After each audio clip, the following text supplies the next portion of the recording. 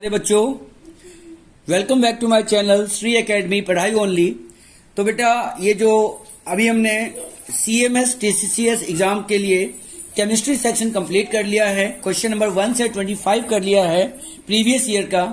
अब हम लोग उसी क्वेश्चन पेपर का जो फिजिक्स वाला पार्ट है उसको बेटा हम लोग करते हैं।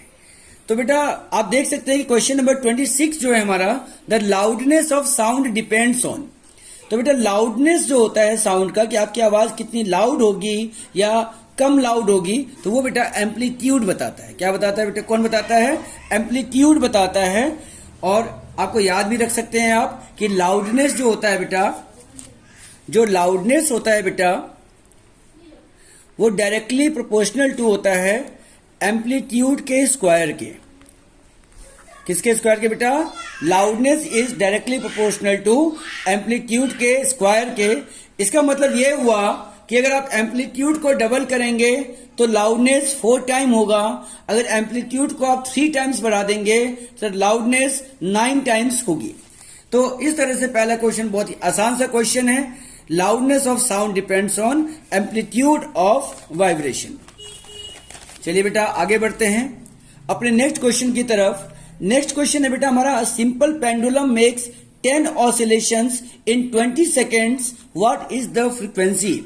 बेटा फ्रीक्वेंसी का फॉर्मूला होता है नंबर ऑफ ऑसिलेशंस अपॉन में टाइम पीरियड। तो अगर आपको यह पता लगाना है कि फ्रीक्वेंसी क्या है किसी भी ऑसिलेशन की, तो जो आपके टोटल ऑसिलेशंस हैं और जो टोटल टाइम है आप उसको डिवाइड कर देंगे। We have 10 oscillations in 20 seconds. इसका मतलब फ्रीक्वेंसी जो हो जाएगा बेटा 10 आउट ऑफ 20 हो जाएगा, that is 0.5 hertz. You know very well कि यूनिट ऑफ फ्रीक्वेंसी क्या होती है बेटा? हर्ट्स होती है। कभी कभी कहीं कहीं पे पर सेकेंड भी लिखा होता है, बट ऐसा यूनिट जो है हर्ट्स होती है। उसके बाद हमारा बेटा नेक्स्ट क्वेश्चन बड़ा ही आसान सा सिंपल सा क्वेश्चन है, which one of the following solutions will not conduct electricity? आपसे बेटा कहा जा रहा है कि इन चारों में से कौन सा जो है बेटा इलेक्ट्रिसिटी कंडक्ट नहीं करता। लेमन जूस बेटा एसिडिक होता है, टैप वाटर में मिनरल्स होते हैं, विनेगर भी एसिड होता है। तो ये तीनों तो बेटा आयंस में ब्रेक डाउन हो जाएंगे और ये इलेक्ट्रिसिटी कंडक्ट करेंगे, बट वेजिटेबल ऑयल जो है इलेक्ट्रिसिटी को कंडक्ट नहीं करेगा। नेक्स्ट क्वेश्चन है बेटा हमारा, when electric current is passed through a conducting solution there is a change of colour of the solution, this indicate. देखिए बेटा यहां पर ऑप्शंस में जो है इफेक्ट्स के बारे में बात हो रही है। तो इलेक्ट्रिक करंट आपने पढ़ा है बेटा, वो पढ़ा है heating effect of electric current या chemical effect of electric current. Electric current के कई सारे इफेक्ट्स होते हैं, मैग्नेटिक इफेक्ट भी होता है बेटा। तो फिलहाल यहां पर केमिकल्स की बात हो रही है कि जब हमने इलेक्ट्रिक करंट को किसी सॉल्यूशन से पास कराया तो उसके कलर में चेंज आया, तो यानी कोई केमिकल रिएक्शन हुई होगी। दैट इज वाई तो ये क्या इंडिकेट करता है कि केमिकल इफेक्ट ऑफ करंट को, इसलिए आपका आंसर हो जाएगा chemical effect of current. Next question है बेटा, a part of eye which controls the entering of light. Human eye chapter के अंदर बेटा आपने ह्यूमन आई के अलग अलग पार्ट्स पढ़े होंगे, कॉर्निया, आइरिस, सिलियरी मसल्स। तो इसमें बेटा आपसे पूछा जा रहा है कि इनमें से कौन सा है जो इनकमिंग लाइट है उसको कंट्रोल करती है कि कितनी लाइट जाएगी नहीं जाएगी। तो वो बेटा आपका ऑर्गन है आइरिस। लेंस का काम से फोकस करना है। कॉर्निया बेटा आपका जो आई का जो आउटर मोस्ट जो स्ट्रक्चर है ओवरऑल, और रेटिना बेटा इनर मोस्ट स्ट्रक्चर कह सकते हो जहां पर इमेज बनती है। तो इसका करेक्ट आंसर क्या होगा बेटा? आइरिस। नेक्स्ट क्वेश्चन है बेटा, the distance between the object and its image formed by a plane mirror appears to be 24 centimetre, what is the distance between the mirror and the object? बेटा इस question को देख करके confuse नहीं होना है।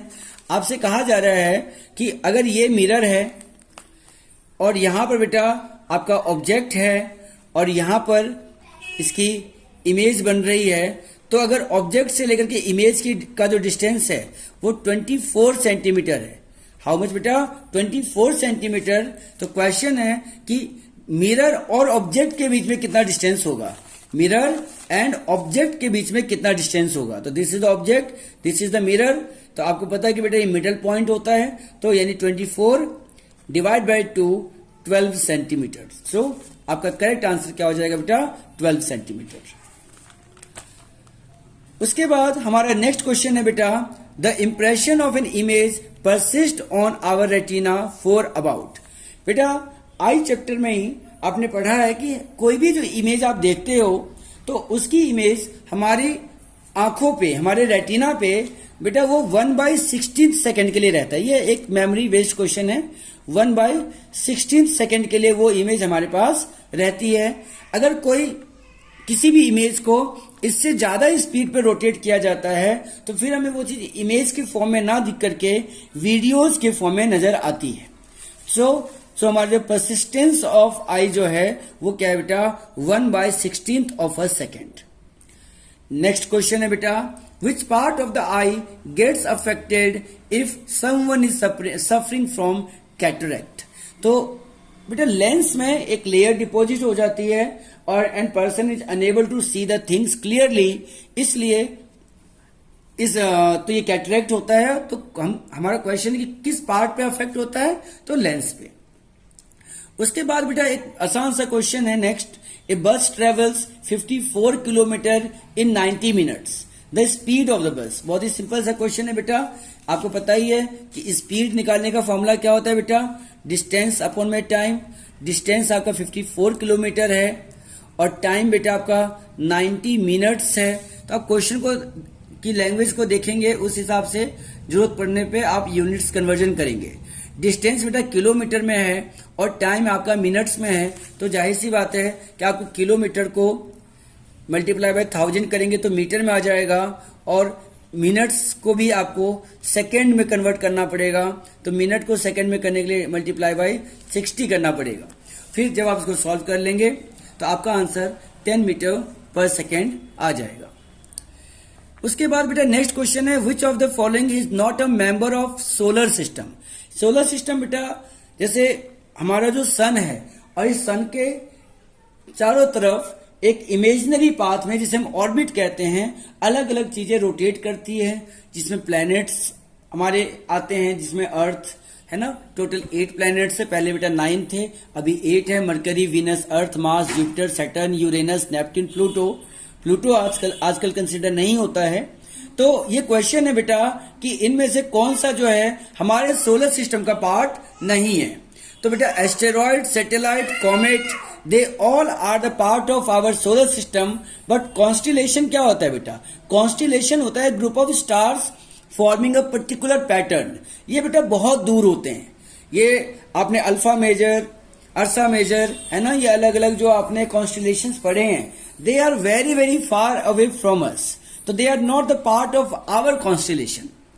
उसके बाद बेटा question number 36, which of the following statement is not true about blind spot. आपको पता है बेटा कि हमारे आई के अंदर एक ऐसा स्पॉट होता है जहां पर हमारे ऑप्टिक नर्व और रेटिना जो है मैच करते हैं, मीट करते हैं, और वहां पर कुछ भी नहीं होता, कोई सेल्स नहीं होते।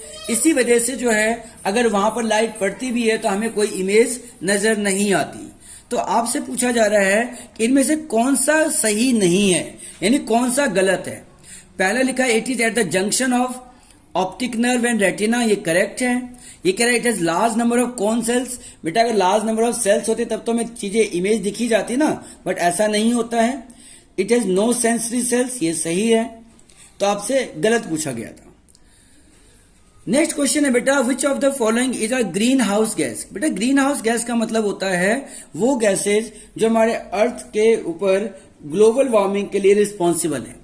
तो मीथेन भी है, नाइट्रस ऑक्साइड भी है, कार्बन डाइऑक्साइड भी है, वाटर वेपर्स भी है। All these gases are responsible for the warming of the earth, that is the global warming. इसलिए इसका आंसर क्या हो जाएगा बेटा, ऑल ऑफ दीज। उसके बाद बेटा आपका ये देख रहे हो कि एक कंटेनर है, उस कंटेनर में बेटा वाटर फील्ड है। आपको ये बता, और इस कंटेनर के अंदर आपको 3 पॉइंट्स दिए हुए हैं, ए, बी और सी। आपसे कहा जा रहा है बेटा कि प्रेशर सबसे ज्यादा किसके ऊपर होगा। बेटा यू नो वेरी वेल ना कि जैसे जितनी ज्यादा हाइट होगी, है ना, जितनी ज्यादा हाइट होगी उतना बेटा प्रेशर होगा। तो जो ए है, अगर मैं बात करूं ए की, तो ए के लिए तो वाटर यहां से स्टार्ट होता है, तो इसके ऊपर बहुत ज्यादा वाटर नहीं होगा। अगर मैं बात करूं पॉइंट बी की, तो बी से ऊपर ये भी वाटर है, और अगर मैं बात करूं पॉइंट सी की, तो ये सारा वाटर जो है पॉइंट सी के ऊपर है। तो सबसे ज्यादा वाटर, सबसे ज्यादा प्रेशर किसके ऊपर आएगा बेटा, सी के, पॉइंट सी के ऊपर। इसीलिए जितनी ज्यादा डेप्थ में हम जाते हैं तो वहां पर हमें प्रेशर की प्रॉब्लम रहती है। इसलिए आपने देखा भी होगा कि जो डाइवर्स होते हैं या जो समुद्र के अंदर जाते हैं, तो वो अपने साथ एक सिलेंडर लेके जाते हैं, जिससे कि वो वहां पे लगने वाले प्रेशर को मेंटेन कर सके। उसके बाद बेटा क्वेश्चन नंबर 39 की अगर हम बात करें, ये आपके सामने 4 ग्राफ है, जिसमें डिस्टेंस टाइम ग्राफ है। आपको बताना है कि इनमें से कौन सा जो है कांस्टेंट ग्राफ को शो नहीं कर रहा। बेटा आप देख रहे हो कि यहां पे लगातार कंटिन्यूअस जा रही ग्राफ, यहां भी कंटिन्यूअस है, यहां भी कंटिन्यूअस है, मतलब जो भी चेंज हो रहा है वो यूनिफॉर्मली हो रहा है। पर इस वाले में आप देख रहे हो कि पहले क्या हो रहा है, कंटिन्यूअस बढ़ता जा रहा है। तो इसका मतलब क्या हुआ, this is not a constant graph, this is a non uniform आप कह सकते हो स्पीड। क्वेश्चन नंबर 40 अगेन बेटा साउंड चैप्टर से। बेटा आप देख सकते हो कि साउंड चैप्टर से आपके काफी सारे क्वेश्चंस आए हुए हैं, तो आप साउंड चैप्टर पे फोकस करें। बेटा क्वेश्चन 40 है कि from the chirping of A bird, जो बर्ड का जो बेटा की जो चहचहाहट है, उसकी जो आवाज है, and the roaring of lion, और लायन की जो आवाज है, इनमें से कौन सी बात इन दोनों के लिए जो है सही है। बेटा पहला पॉइंट लिखा है कि pitch of the roaring of the lion is greater than that of the chirping of bird। ये कह रहा है कि शेर की जो आवाज है ना, उसकी पिच जो है ज्यादा है। बेटा आपको ये बात पता है कि पिच का मतलब है कि आपकी आवाज कितनी पतली होगी, कितनी भारी होगी। तो आप ही बताओ बेटा किसकी आवाज पतली होती है, बर्ड की होती है या लायन की होती है। बिल्कुल ठीक है बेटा, तो बर्ड की होती है। तो बेटा बर्ड की होती है तो उसका पिच क्या होना चाहिए, लायन की कंपैरिजन में ज्यादा होना चाहिए। So pitch of the roaring of lion is smaller than that of the chirping of a bird। Equal तो हो ही नहीं सकती बेटा, none of these भी नहीं होगा। चलिए आगे बढ़ते हैं बेटा हमारे नेक्स्ट क्वेश्चन की तरफ। Question number 41। देखो बेटा ये क्वेश्चन अभी थोड़ी देर पहले भी आया था। ये क्वेश्चन में कह रहा है कि if the amplitude of vibration producing the sound becomes twice. ये कह रहा है कि किसी साउंड का अगर हम एम्पलीट्यूड क्या कर दे बेटा, अगर हम किसी साउंड का एम्पलीट्यूड क्या कर दे बेटा, ट्वाइस कर दे, तो कह रहा है कि उसकी लाउडनेस कितनी हो जाएगी। तो बेटा मैंने क्या बताया था कि loudness directly proportional to amplitude का स्क्वायर।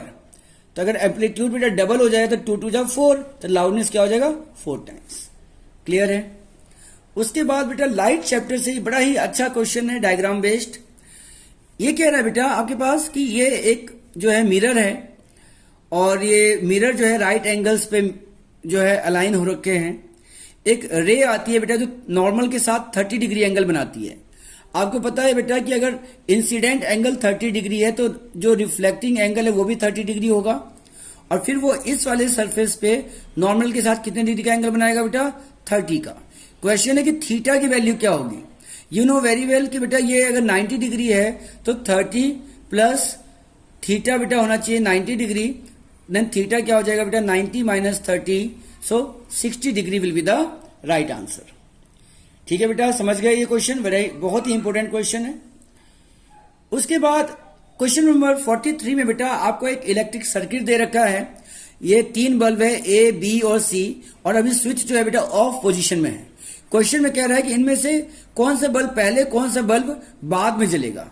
बेटा आपके घर में भी बेटा बल्ब्स लगे होंगे, और ये भी पॉसिबल है कि एक स्विच से कई सारे बल्ब कनेक्टेड होंगे। तो आप बताइए कि जब आप स्विच ऑन करते हैं तो क्या बल्ब बारी बारी से जलते हैं, एक साथ ही जलते हैं अगर सिंगल स्विच होगा तो। इसलिए आंसर क्या होगा, all the 3 bulbs will glow at the same time. ठीक है बेटा, अगेन बहुत ही आसान क्वेश्चन है, इसको अगर आप अच्छे से करेंगे, बहुत ही सिंपल और इजी क्वेश्चन है, आप इसकी बहुत अच्छे से प्रैक्टिस। तो ये बहुत ही बेटा आसान क्वेश्चन है।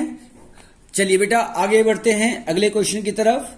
क्वेश्चन है बेटा, the sound from a mosquito is produced when it vibrates its wings at an average rate of 500 vibrations per second.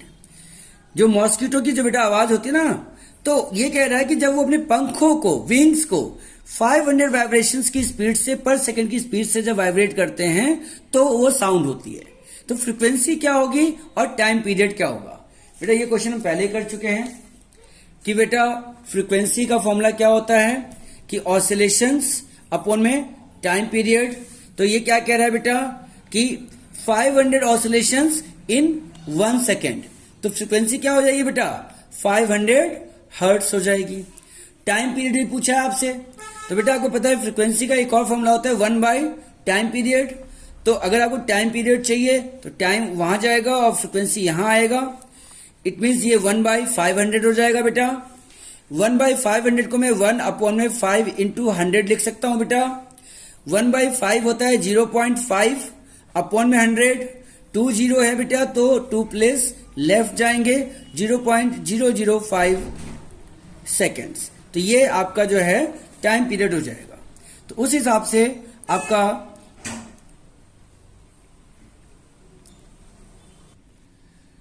ठीक है बेटा।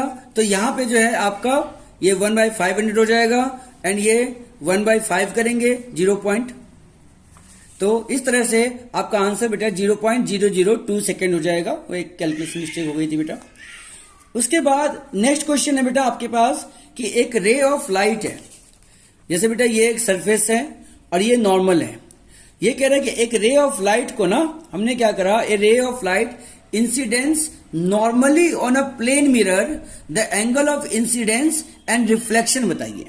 बेटा कोई भी चीज अगर 90 डिग्री पे, किसी सरफेस पे अगर 90 डिग्री पे आती है तो बेटा, और आपको ये भी पता है कि एक नॉर्मल भी होता है और एक रे भी है, तो इसका मतलब नॉर्मल और रे दोनों एक ही पॉइंट पे हैं, तो एंगल ऑफ इंसिडेंस क्या होगा बेटा? 0 डिग्री होगा।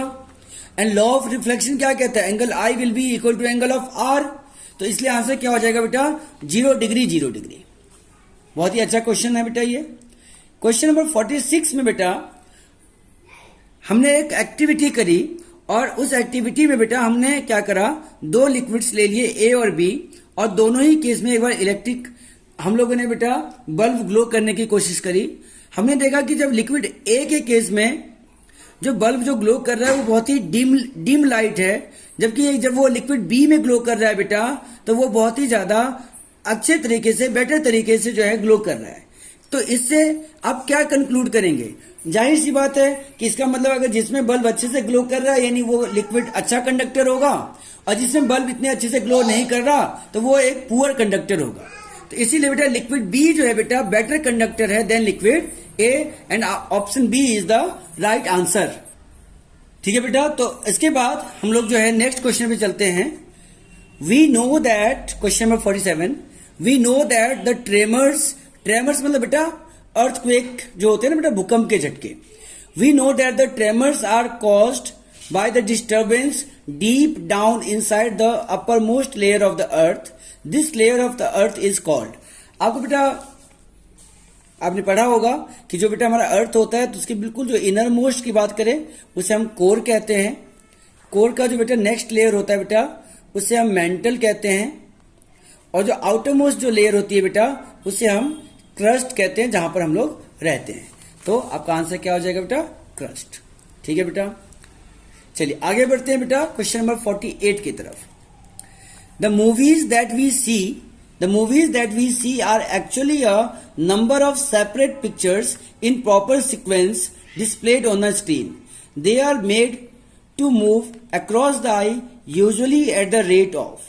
बेटा मैंने आपको अभी थोड़ी देर पहले ही बताया था कि हम लोग कोई भी चीज जब देखते हैं तो उसकी स्पीड परसेप्शन जो होती है हमारी आईज में वो 1/16 सेकेंड तक रहती है। और अगर किसी चीज को इससे ज्यादा स्पीड से रोटेट कराया जाए हमारे सामने, बहुत सारी इमेजेस को अगर वो 1/16 से ज्यादा स्पीड पे अगर हमारे सामने मूव कराया जाए तो फिर वो हमें इमेज नहीं दिखती बल्कि वो एक वीडियो के फॉर्म में हमारे सामने आती है। तो क्वेश्चन में यही ऑप्शंस दिए हुए हैं कि अगर आपको वीडियो के फॉर्म में दिख रही है तो कितने पिक्चर्स पर सेकेंड आपके सामने से जाने चाहिए? 6, 12, 16 या 24? तो वी नो कि 16 तक तो सर इमेज ही रहती है, उससे ज्यादा आएगा तभी जो है वो वीडियो बनेगी। तो आंसर क्या बनेगा बेटा? 24 पिक्चर्स पर second. Next question, a clinical thermometer reads temperature from. बेटा हमारे अलग अलग तरह के जो है थर्मामीटर्स होते हैं, है ना, लेबोरेटरी थर्मामीटर, क्लिनिकल थर्मामीटर्स। तो जो क्लिनिकल थर्मामीटर है बेटा, तो उसका जो टेम्परेचर रेंज होता है बेटा वो 35 डिग्री सेल्सियस से 42 डिग्री सेल्सियस तक होता है। हम लोग जो बेटा थर्मामीटर यूज करते हैं एक्चुअली वो फ़ारेनहाइट, जो टेम्परेचर को बेटा टेम्परेचर को मेजर करने के हमारे पास 3 अलग अलग यूनिट्स होती हैं, केल्विन, सेल्सियस और फ़ारेनहाइट। तो हम लोग जो बेटा यूज करते हैं जनरली घर पे वो फ़ारेनहाइट वाला जो है थर्मामीटर होता है।